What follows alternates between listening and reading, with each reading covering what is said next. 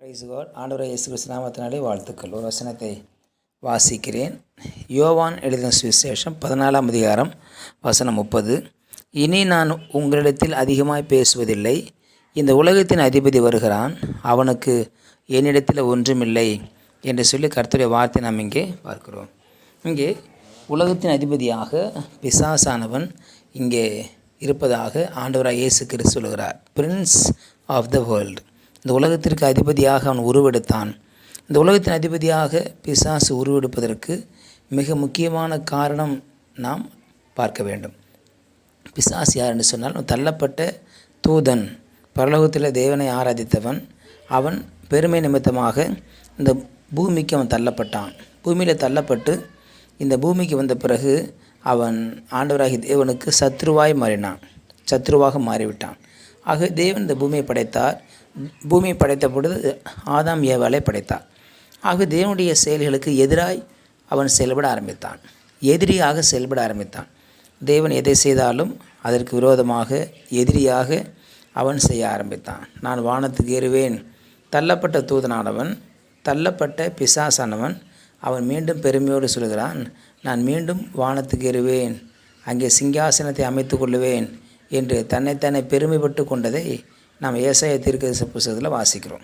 ஆகவே தன்னுடைய பெருமை நிமித்தமாய் வீழ்த்தப்பட்டான். பெருமை நிமித்தமாய் தேவனுக்கு விரோதமான செயல் அவன் செய்து, அவருக்கு விரோதமான காரியங்களை செய்து, அவன் தேவனுக்கு விரோதமான காரியங்களை செய்து தேவனுடைய சத்தியத்தை விட்டு விலகினான் என்று சொல்லி பார்க்கிறோம். ஆகவே சத்ருவாக மாறிவிட்டான்.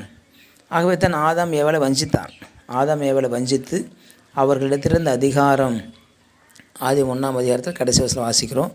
ஆண்டவராகிய தேவன் ஆதாம் ஏவாளுக்கு இந்த பூமியினுடைய காரியங்களை சொல்லி எல்லாவற்றையும் சிருஷ்டித்து முடித்து இவரை ஆண்டு கொள்ளுங்கள் என்று அவர்களுக்கு அதிகாரம் கொடுத்தார், அதிகாரம் கொடுக்கிறார்.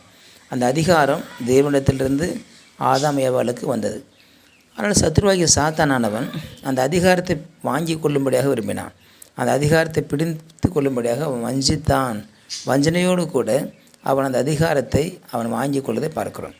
ஆகவே தான் அவரிடத்தில் வஞ்சகமாக சென்று, இந்த பழத்தை நீங்கள் சாப்பிட்டீங்கன்னா நீங்களும் தேவர்களைப் போல மாறுவீங்க என்று சொல்லி அவன் பொய் சொல்லி வஞ்சித்து அவர்களை தேவனை விட்டு விலக்கினான் அல்லது பிரித்தான் என்று பார்க்கிறோம்.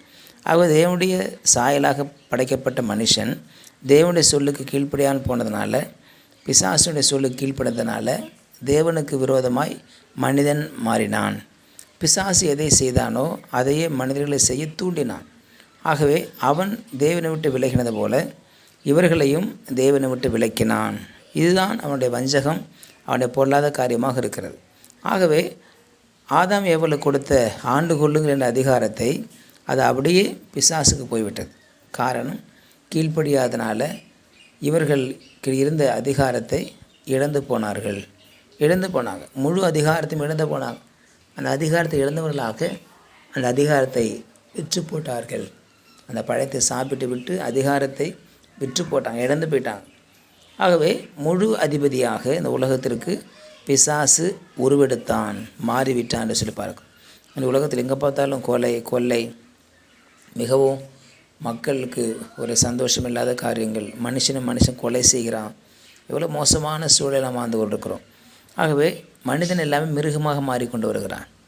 மனிதன், மிருகங்களுக்கு கூட ஒரு இரக்கம் இருக்கும், ஆனால் மனுஷனுக்கோ இரக்கம் இல்லாமல் ஒரு மிருகத்தை போல மனுஷன் வாழ்ந்து கொண்டிருக்கிறதை பார்க்கிறோம்.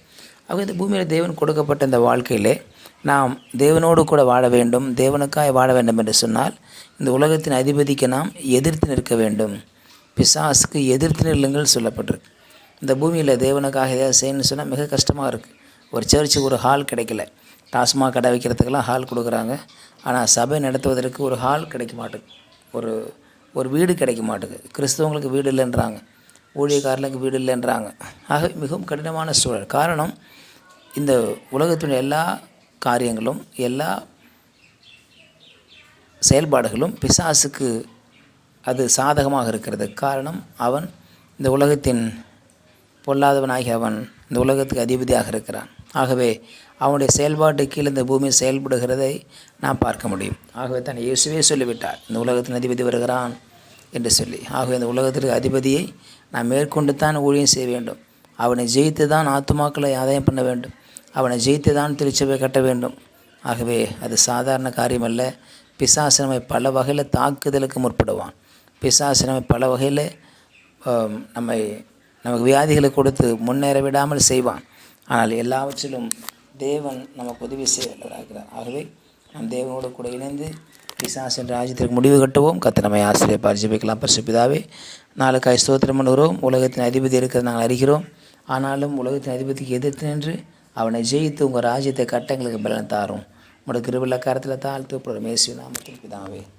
ஆமென். ஆமென். You will be succeeded.